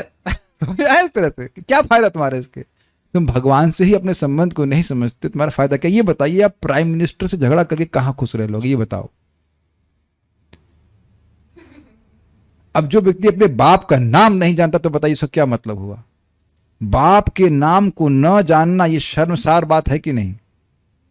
इस जगत में आप यहां कोई व्यक्ति है जिसको अपने बाप का नाम ना पता हो, कितना धिक्कारणीय स्थिति होगी कि नहीं। अरे इसको तो अपने बाप का भी नाम पता नहीं है, इसका अर्थ समझ रहे हैं आप। और मैं ऐसे बोलूं और इसको तो अपने बाप का नाम पता नहीं है, कुछ समझ रहे हैं इसका अर्थ क्या होता है। इज वेरी अमेजिंग ना, बाप तो है लेकिन आप समझ रहे इसका अर्थ क्या है, और इसको तो अपने बाप का नाम भी पता नहीं है। तो किसी से पूछो, हम गए थे क्लास देने के लिए, एक बुढ़ा मिल गया, मतलब बुढ़े तो आते ही हैं प्राय। तो आए, बस बोला अच्छा प्रवचन किया आपने, सही बात है, उस परमात्मा का ध्यान करना चाहिए, उस परम पिता परमात्मा परमेश्वर का ध्यान करना चाहिए। हमने कौन, हाँ वही परम पिता परमात्मा परमेश्वर, जनरली जो कहते ही हैं, कौन, अरे वही परमात्मा ने, कौन। अब मैं पिन करना शुरू कर दिया उसे, कौन कौन, अरे विष्णु विष्णु विष्णु। समझ रहे ना, जिसको मान लीजिए वही है। वाह, ये बहुत बड़ा ज्ञान है। बाप का तुमको पता नहीं है, समझ रहे हैं। कॉलेज में भी एंट्रेंस में सबसे पहले पूछते हैं फादर का नाम क्या है, पापा का नाम क्या है, पूछते हैं ना बात। तो गीता में ये बता रहे हैं, रिश्ते में हम तुम्हारे बाप लगते हैं लेकिन नाम है शहंशाह। समझ रहे हैं, अहम सर्वस्व प्रभवो माता धाता पितामह। ये ओरिजिनल श्लोक अमिताभ बच्चन का नहीं है, भगवान का है। रिश्ते में तो हम तुम्हारे बाप लगते हैं लेकिन नाम है शहंशाह। नहीं शहंशाह, राजा तो वही है ना, माता दाता पितामह, तो मैं ही माता हूं, मैं पिता हूं, ये गीता में बोला। दूसरा बोले अहम सर्वस्व प्रभवो, सभी का स्रोत मैं हूं, सब कुछ मेरा ही, परमेश्वर। क्या श्लोक है 5.29 जरा बताइए। भोक्ताराम यज्ञ तपसाम सर्वलोक महेश्वरम। हो गए ना शहंशाह। तो कहे भगवान, ये ओरिजिनल डायलॉग भगवान का है, रिश्ते में तो हम तुम्हारे बाप लगते हैं लेकिन नाम है शहंशाह। समझ आ गया। तो शहंशाह भगवान कृष्ण ही है, only Krishna, Krishna is only God. ये अमिताभ बच्चन नहीं है। कृष्णा इज, कृष्ण का डायलॉग है, चोरी किया गया है, कुछ गलती कोई विरोध, शास्त्र छोड़ के नहीं बोल रहा कुछ। किसी को देखना देखना सर्व क्या है वो 5.29 क्या था, भोक्ताराम यज्ञ तपसाम सर्वलोक महेश्वरम सुहृदम सर्वभूतानाम ज्ञात्वा माम शांतिम रिच्छति। ये बात है। बस यह है कि भगवान हमेशा नवयौवन है, ये बोलते हुए भी नवयौवन ही है। Okay, you can go for other 15-20 minutes. आगे देखिए, गीतार्थम ना विजानाति गीतार्थं न विजानाति नाधमस्तत्परो जनः नाधमस्तत्परो जनः भिक्षरीरम शुभम शीलम दिक्शरीरं शुभं शीलं विभावन तद्गृहाश्रमम। विभावन् तद्गृहाश्रमम्। श्रीमद् भगवद गीता के ओर से अनभिज्ञ व्यक्ति से अधिक कोई पतित नहीं है। उसके शारीरिक सौंदर्य, उसके चरित्र, उसके वैभव तथा उसके गृह आश्रम पर धिक्कार है। गीता अर्थम ना भी जानाती, जो गीता के अर्थ को विशेष रूप से नहीं जानता है, न अधमस ततो परोजना, उससे अधिक कोई अधम व्यक्ति नहीं है। धिक शरीरम, उसका तो शरीर ही धिक्कारमय है। शुभम शीलम, इधर दोनों जगह जोड़ सकते हैं। शुभम शरीरम, बड़ा सुंदर लग रहा शरीर, आहा, वो धिक्कार है। वो मतलब अब हम और कुछ नहीं बोला, धिक्कार देने से पता है हो जाएगा। और शीलम, बहुत सुंदर स्वभाव का होते हुए भी वह खराब व्यक्ति है। विभावंतद गृहाश्रम, विभाव का अर्थ क्या हुआ, वैभव, सॉरी, तो उसका जो वैभव है वह भी धिक्कारणीय है और गृह आश्रम भी धिक्कारणीय। तो यानी कि ऐसा नहीं कि हम गृहस्थी में हैं तो हम अब गीता नहीं पढ़ेंगे, यह हमारे पास समय नहीं है। अरे धिक्कार है, ऐसे बोलना चाहिए, तुम्हारे धिक्कार है तुम्हारी गृहस्थी पे। जितने आस्था से, जितने महत्व बुद्धि से लोग साइंस फिजिक्स पढ़ते हैं, क्या उसी प्रकार से भगवद गीता पढ़ रहे हैं? नहीं पढ़ रहे हैं ना, तो धिक्कार है। तो हम नहीं बोल रहे हैं, ये सूत गोस्वामी जी बोल रहे हैं। गीता शास्त्रम न जानाति नाधमस्तत्परो जनः। गीता शास्त्रं न जानाति नाधमस्तत्परो जनः। धिक् प्रारब्धम प्रतिष्ठां च पूजा दानं महात्मम्। दिक् प्रारब्धं प्रतिष्ठां च पूजा दानं महात्मम्। बड़ा स्पष्ट है, गीता शास्त्रम न जानाति, जो गीता शास्त्र को नहीं जानता है, न अधमस ततो परो जनः, उससे अधम कोई व्यक्ति नहीं है। धिक प्रारब्धम, अब इसका अर्थ क्या है? देखिए, प्रारब्ध से जो कुछ भी प्राप्त हुआ है, धन वैभव जो कुछ भी प्राप्त हुआ है, और प्रतिष्ठा, जो जगत में बड़े भाई बड़े उनकी सम्मान है भाई, बहुत मानते हैं लोग उनको, बहुत मानते हैं। पूजा, और जो पूजा कर रहा है, दानम, बहुत दान कर रहा है, और महात्मम, बहुत बड़े बड़े सब चीज़ें हैं, वो पे धिक्कार है। बेसिकली वो, जैसे मान लीजिए कोई शरीर है, उसमें प्राण निकाल लीजिए, तो उसमें क्या मतलब, कुछ बात रही, फूंक दिया जाना चाहिए, उससे कोई मतलब नहीं। Very amazing. ऐसा नहीं कि ये ऑप्शनल है, धिक्कार है, सब लोग धिक्कारेंगे।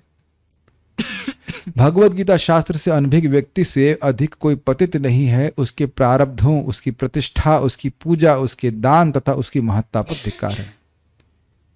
गीता शास्त्रे मतिर्नास्ति गीता शास्त्रे मतिर्नास्ति सर्वं तं निष्फलं जगुः सर्वं तं निष्फलं जगुः धिक् तस्य ज्ञानदातारम् दिक् तस्य ज्ञानदातारम् व्रतं निष्ठो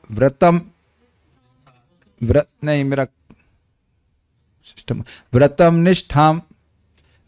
निष्ठां तपो यशः व्रतं निष्ठां तपो यशः। वह व्यक्ति जो गीता शास्त्र का सम्मान नहीं करता, उसे सभी प्रकार से असफल जानना चाहिए। उसके गुरु, उसके व्रतों, उसकी निष्ठा, तपस्या तथा यश पर धिक्कार है। समझने का प्रयास कीजिए। गीता शास्त्र मतिर नास्ति, ये अंतर हो गया। एक है जानता नहीं है और दूसरा है सम्मान नहीं है। थोड़ा अलग बात हो गई। हो सकता है वो जानता ना हो, लेकिन सम्मान बुद्धि है कि गीता बहुत अच्छा है। हो सकता है वो किसी कारण से ना पढ़ पाए, लेकिन मान रहा है कि गीता बहुत अच्छा ग्रंथ है, तो अंतर आ जाएगा। सर्वम तम निष्फलम जगुः, उसके क्या लिखते हैं, उसका जीवन असफल मानना चाहिए, निष्फल हो गया। उसकी मति ये नहीं आए कि गीता पढ़ना चाहिए, अच्छा ग्रंथ है। दिक् तस्य ज्ञानम, उसका ज्ञान को धिक्कार है। दातारम, दान देने के गुण को भी धिक्कार है। व्रत लिया है वह भी धिक्कार है। सॉरी मिस्टेक हो गया। धिक् तस्य ज्ञान दातारम, जो उसको ज्ञान देने वाला गुरु है, उस पर धिक्कार है। गोली मार दो दिखा जा सका कि नहीं, क्या मतलब हुआ, क्या है सुनो बताइए। वो लोभी गुरु और पापी चेला दोनों नरक में ठेलम ठेला। गुरु लोभी है, वो चाहता है कि पैसा देगा शिष्य तो उसे ज्ञान का उपदेश नहीं देगा, ऐसी बातें बोलेगा कि बस वो चलता रहे। एक चीज छोड़ दो तुमको दीक्षा दे देंगे, क्या, लौकी। जो तुमको एक पसंद हो वो छोड़ दो बस, ठीक है हमें करेला छोड़ देंगे हम, एक चीज छोड़ देंगे। अब गुरुजी को क्या पता है कि तुमको करेला बिल्कुल अच्छा नहीं लगता है कि अच्छा लगता है, वो तो आप जानोगे। कितना इजी होता है ना दीक्षा लेना, करते हैं ऐसे लोग। हाँ हाँ छोड़ दीजिए, हम लौकी हम करेला नहीं खाएंगे जिंदगी में कभी, और कोई कह देगा आजकल हम सोयाबीन कभी नहीं खाएंगे या व्हाटएवर। और ये है ना धोखेबाजी, या गुरु बताए नहीं कृष्ण भगवान है उनकी सेवा से करनी चाहिए। तो इस प्रकार का गुरु जो है, जो दाता है, जो ज्ञान का दाता है, वह भी धिक्कारनीय है, ठीक है। और जो कोई व्रत लेकर कर रहा है, ये तो बड़ा इंटरेस्टिंग है। इस जगत में आप देखें खूब लोग व्रत करते हैं, ये व्रत वो व्रत करके करके सूख जाते हैं, लेकिन भौतिक इच्छा तो मोटी होती जाती है। देखा आपने, शरीर सूख रहा है लेकिन भोग की इच्छा मोटी हो रही है, ये बड़ी इंटरेस्टिंग चीज है। तो धिक्कार है कि नहीं।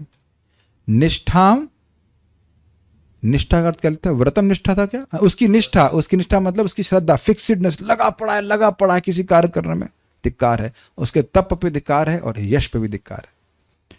भगवान को समझा नहीं तो उसका जीवन व्यर्थ है। क्या है, से संबंध नाही जारा वृथा जन्मा गैलो तारा, सेई पशु बड़ा दुराचार, सेई पशु बड़ो दुराचार।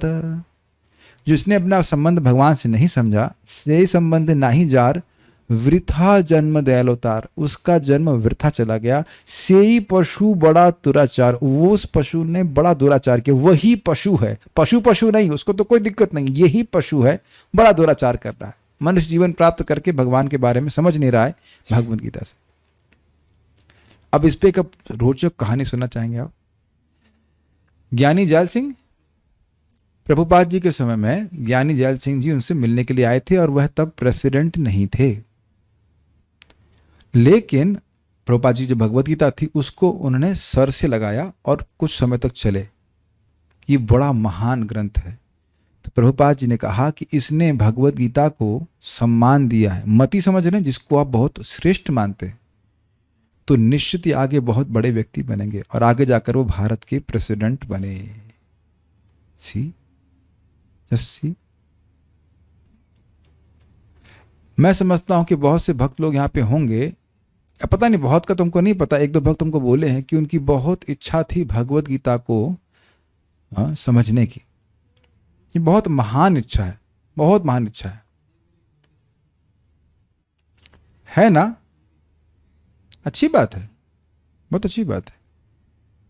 तो इसके लिए समय निकालना चाहिए, है ना। मति मतलब ये बहुत बड़ा बात हमको बोली जाएगी। मैं कहूँ कि कल मुझे एक सूत्र मालूम चल गया है, एक मंत्र भी सीक्रेट मालूम चला है, जिसका एक हफ्ते बस आप आधा घंटा जप कर लें तो आपको हर महीने 1 करोड़ रुपए अपने आप प्राप्त होते लगेंगे। अब मैं समझता हूँ अगर वाकई मुझे पता होता तो लोग मर्डर कर देते एक दूसरे का सीखने के लिए। गलत तो नहीं कह रहे हैं ना, है ना, कर देते ना। कि आधा घंटा जप करने से 1 महीने के बाद अगर 1 करोड़ रुपए मिले, लोगों को तो विश्वास भी नहीं होगा बात। अरे वो छोड़ दीजिए, अगर ये बोल दिया जाए ना कि सारी बीमारियां समाप्त हो जाएंगी, पूरी दुनिया के लोग, और वाकई काम करने लग जाए तो पूरी दुनिया के लोग आने लग जाएंगे। इतने लोग आतुर हैं, काम, इतने काम इच्छुक हैं। ये बात क्यों वो सोच रहे हैं कि धन उनका सारी समस्याओं को सुधार देगा, है कि नहीं, जबकि धन सारी समस्या को लाने वाला होता है। नहीं, हम बहुत ज्यादा व्याख्या नहीं कर रहे, बस इतनी बात समझ लीजिए कि भगवद गीता सारे संसार के दुख को निवृत्त करने वाली है। लेकिन कितना आश्चर्य है कि लोग पढ़ने में रुचि नहीं रखते इसको। लेकिन सोल्यूशन हमारे पास है। Solution is very simple. No matter how you feel, you jump in this bus. आप भी जानते हैं और मैं भी जानता हूं कि यदि हम लोग आज इस क्लास में नहीं होते तो हम ये गीता महात्म्य में खोलते भी नहीं। मेरे पोस्ट करने से कुछ नहीं होता है। एक व्यक्ति है जो आपके हाथ को पकड़ा हुआ से, नहीं दबाने देंगे तुमको, वो बटन नहीं दबाने, नहीं दबाओ, नहीं वो बटन मुझे दबाने दो, नहीं वो बटन दब नहीं पाता ना, दब नहीं पाता है ना।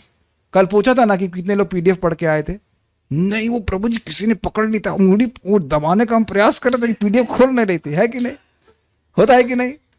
लेकिन अब यहां देखें ना कि कितनी जल्दी 1-1.5 घंटा निकल जाता है रोज, पता नहीं चलता। तो कम से कम इतनी बुद्धि रखें कि अगर हो सके तो समय निकाल करके आ सके, और नहीं तो फिर बाद में रिकॉर्डिंग सुनिए अगर बटन दब जाए तो। एक आप बात सोच रहे हैं प्रभु, क्या नाम है, हिरण प्रभु, या जो लोग भी हमारे संग हिंदी में भी कर रहे हैं, कि ऐसे बहुत से लोग हैं जो पढ़ना भी नहीं जानते, उनको किताब कैसे दोगे, उन्हें किताब कैसे दोगे, और दे के करोगे क्या बताओ। लेकिन सुन करके वो गीता के ज्ञान को समझ सकते हैं। इस बात को भगवान गीता में बताते हैं 13वें अध्याय में कि श्रुत्वापि, वो खुद नहीं जानते हैं भगवान के बारे में, लेकिन दूसरों से सुन करके मृत्यु श्रुति परायणा, क्योंकि वो श्रुति परायण है, उनकी आदत दूसरों से सुनने की है, वो सुन करके वह भी मृत्यु को, तेपी चांति तरंत एवं मृत्यु श्रुति परायण, वह भी मृत्यु को पार कर जाएंगे। भगवद गीता का ज्ञान को सुन के अब समझ में आ रहा है, अभी भी नहीं समझ में आ रहा है कि how much mercy you are giving to others if you speak on Bhagavad Gita. Make sense to you? तो अभी तो प्रयास में कुछ कमी है, बोलना चाहिए, और आपको ड्राइवर बन के नहीं बोलना है, आपको गुरु बन के बोलना है कि नहीं? ड्राइवर बन के बोल रहे हैं नहीं ना। सी द्विवेदी जी, कौन सी द्विवेदी को बोला, नाम नहीं बोल रहा हूं, जितनी मेहनत किए थे कंपटीशन निकालने के लिए, उसका कम से कम 20% तो लगना चाहिए ना। आप कर ही रहे हैं, लेकिन हमारा काम ही है थोड़ा चाबी बढ़ाते रहना, घुमाते रहना, कर ही रहे हैं, लेकिन आप विचार कीजिएगा।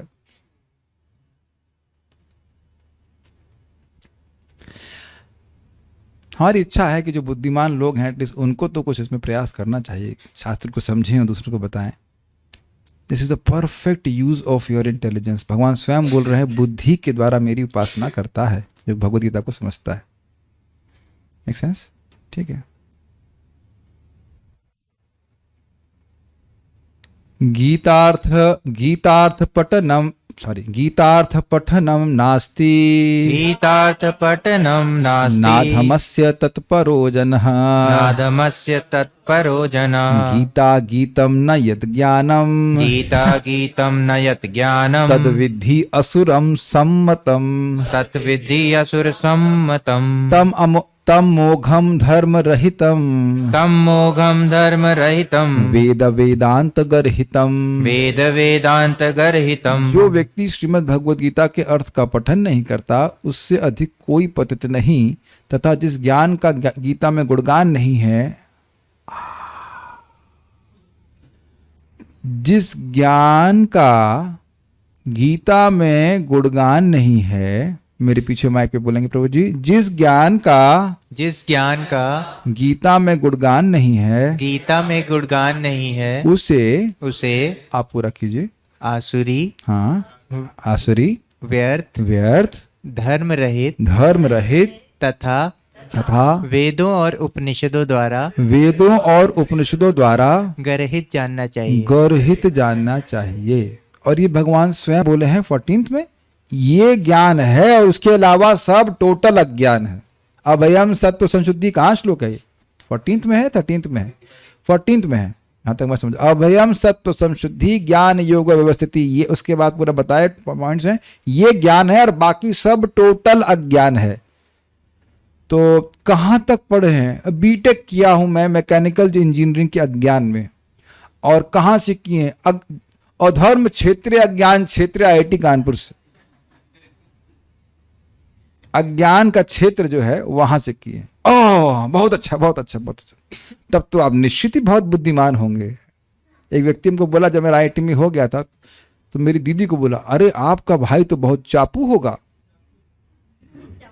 चापू मीन्स बहुत बुद्धिमान होगा, क्योंकि IIT कानपुर में गया है। हमने कहा हमको पता है कि क्या होता है।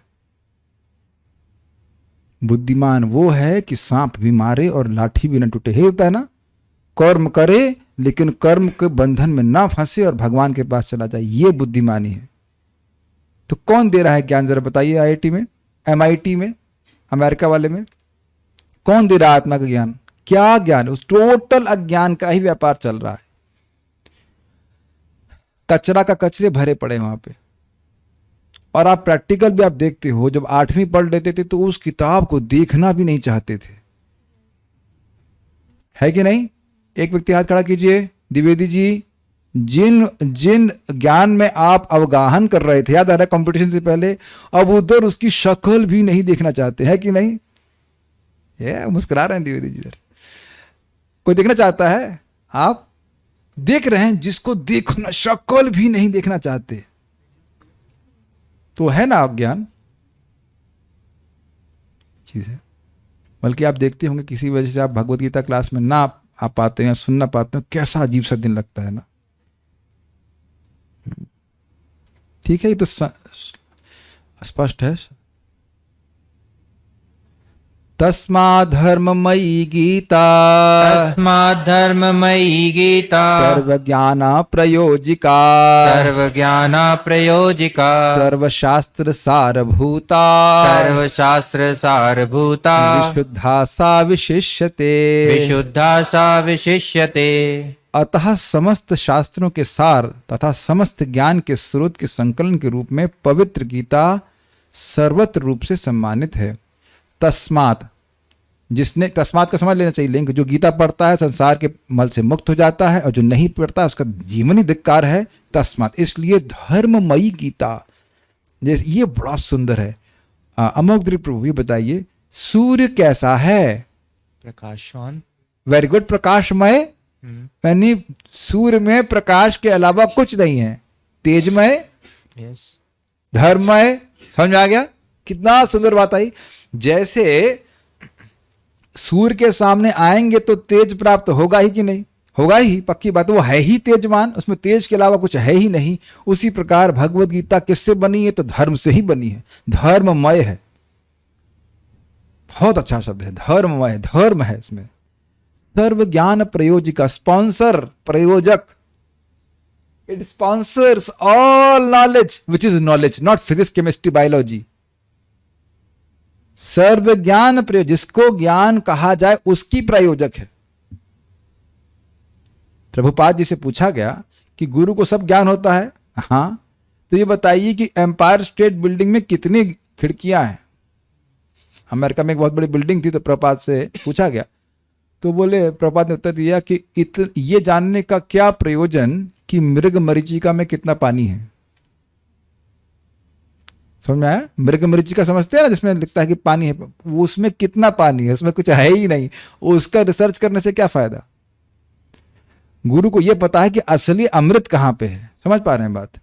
तो कह रहे हैं सर्व ज्ञान प्रयोजिका, जो वास्तविक ज्ञान है उसका स्पॉन्सर है। स्पॉन्सर का मतलब समझते हैं आप लोग? हमारे पास धन नहीं है, वो स्पॉन्सर कर रहा है, तो भगवान प्रयोजित कर रहे हैं।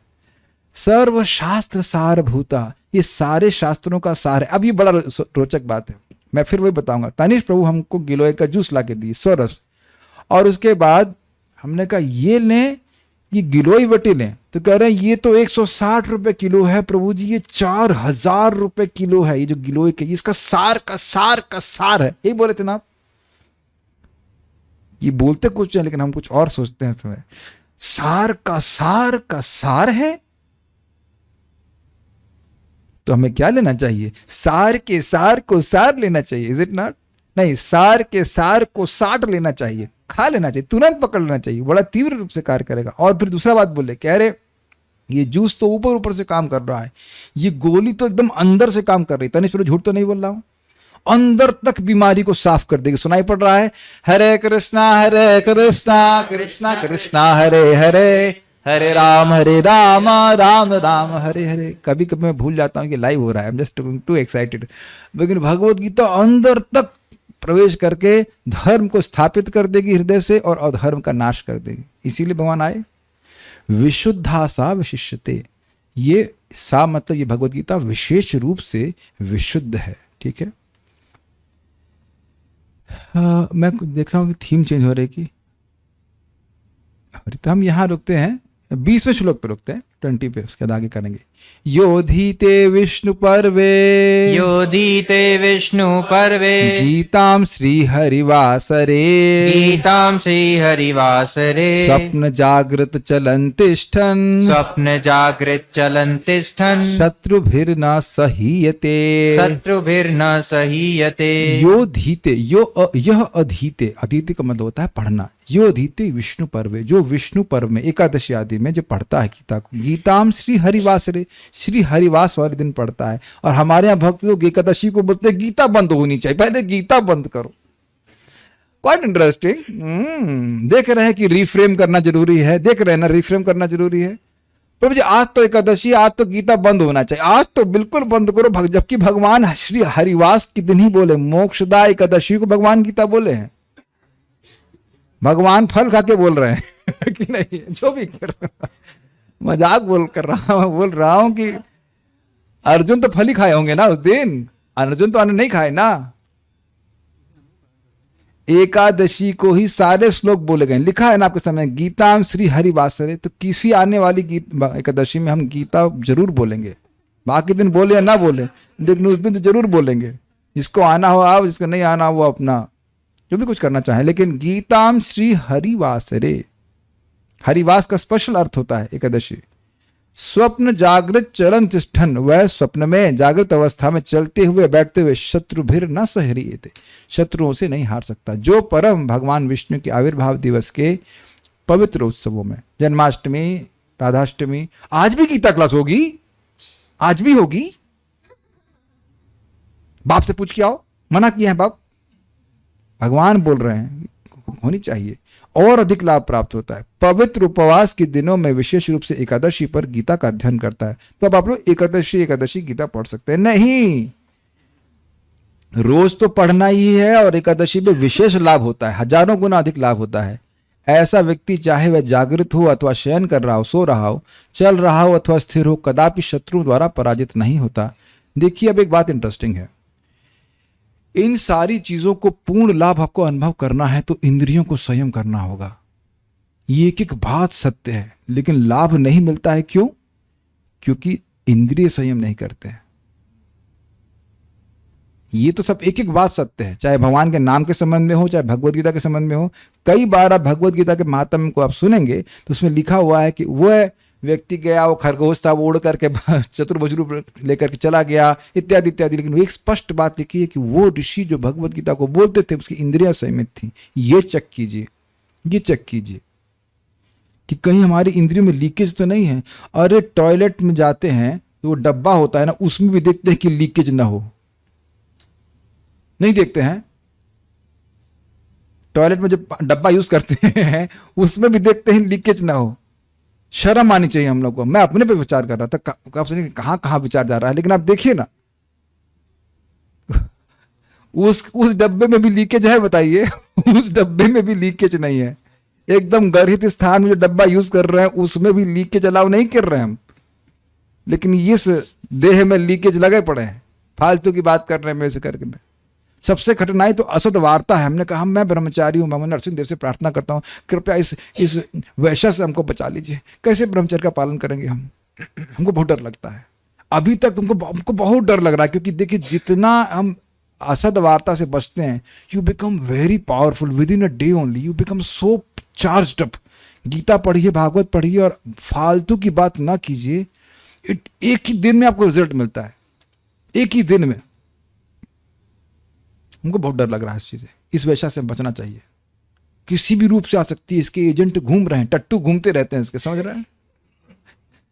ये वैश्या बड़ी सुंदर है, इसको देखा है तुमने? समझ रहे हैं बात? क्या आपने सुना है? हैव यू सीन दिस वैश्या? Be very careful, no illicit sex, अवैध स्त्री संग नहीं करना है। ठीक है ब्रह्मचारी आप मत कीजिए, गृहस्थ लोग तो करना नहीं, कोई नहीं। भगवान की मति, भगवान के प्रति सम्मान की भावना छीन लेती है असद्वार्ता। Make sense to you? ये बहुत इंपॉर्टेंट बात है। तब हम बोले कैसे करेंगे इंद्रिय संयम?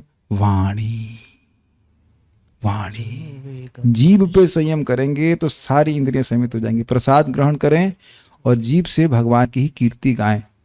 हरे कृष्ण मंत्र बोलें, ये भगवत गीता भागवत को बोलें, देखिए बड़ी तीव्रता से प्रभाव होगा। This works very nicely. आप एक श्लोक कोट कर रहे थे ना कुछ, कि पथ्य का सेवन ना करो तो क्या, जरा बताइए। बड़ा याद है आपको श्लोक? बड़ा हमको अच्छा लगा था, वो बहुत अच्छा लगा था, कि कोई व्यक्ति दवा ले रहा है और जो चीजें नहीं खानी चाहिए वो खाता है तो क्या है, जरा बताइए।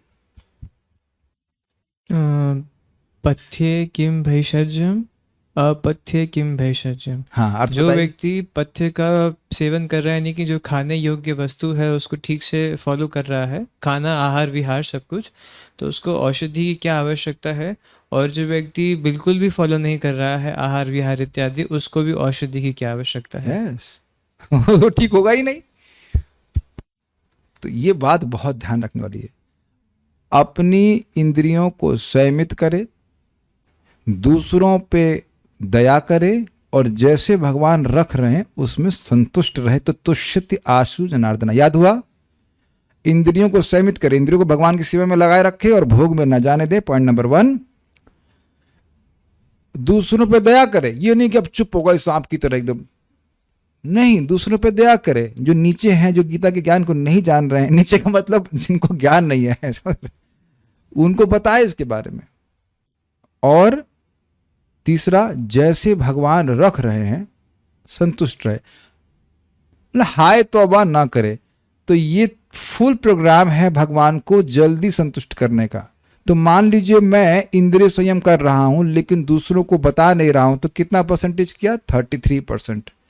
अब अगर मैं दूसरों को भगवान के बारे में बता रहा हूं तो कितना पहुंचे? 66%। और मैं जैसे भगवान रख रहे हैं उसमें संतुष्ट हूं तो कितना हुआ? 100%।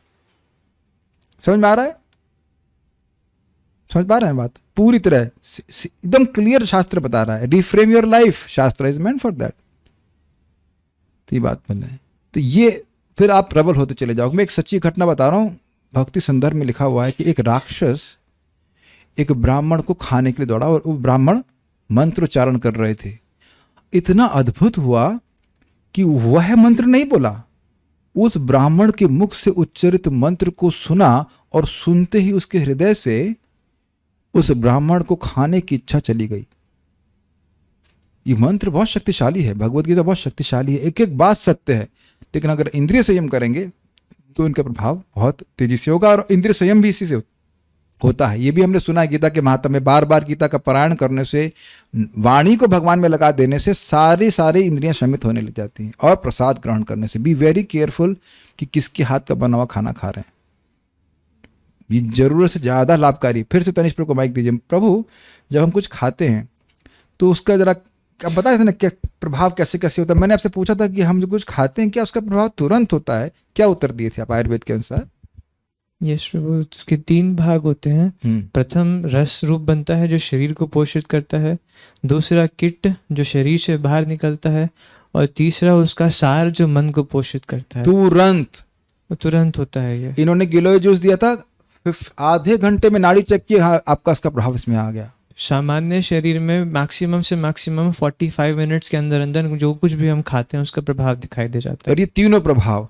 और आप कहें कि हम पिज्जा पास्ता किसी के हाथ का बना हुआ खा लेंगे और कुछ नहीं होगा, दिमाग खराब हो गया है, यही तो इसलिए बोल रहे हो ऐसी बातें। विचार कर लीजिए, थिंक अबाउट इट। ओके, आगे सब बातें हैं उसको हम लोग कल पढ़ेंगे। I think every devotee is pretty much. बोलिए yes, we are excited. Yes yes yes yes yes yes, don't be too cold, come on. So we are excited. We will be discussing it tomorrow. Okay. Shrimad Bhagavad Gita की जय, श्रील प्रभुपाद की जय, निताय गौर प्रेमानंदे।